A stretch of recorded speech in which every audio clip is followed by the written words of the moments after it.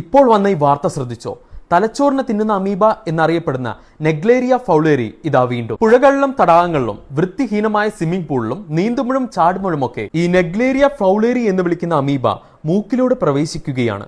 നിങ്ങളുടെ മൂക്കിലുള്ള മ്യൂക്കസിന് ഇതിനെ തലച്ചോറിൽ എത്തുന്നതിൽ നിന്നും തടഞ്ഞു നിർത്താൻ സാധിക്കില്ല. ഒരിക്കൽ തലച്ചോറിൽ പ്രവേശിച്ചാൽ അത് അവിടെ മൾട്ടിപ്ലൈ ചെയ്യുവാൻ തുടങ്ങും. ഈ അമീബ കൂട്ടം പിന്നീട് തലച്ചോറിനെ കാർന്നു തിന്നുന്നു. ഇതോടെ PAM അതായത് പ്രൈമറി അമീബിക് മെനിഞ്ചോ എൻസെഫലൈറ്റിസ് എന്ന രോഗാവസ്ഥ ഉണ്ടാകുന്നു. സാധാരണ 3 മുതൽ 7 ദിവസത്തിനുള്ളിൽ രോഗലക്ഷണങ്ങൾ പ്രകടിപ്പിക്കും.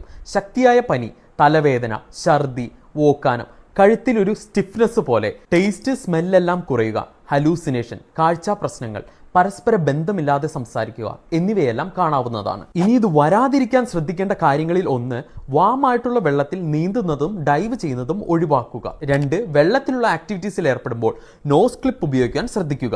3, വെള്ളത്തിന്റെ അടിയിൽ കിടക്കുന്ന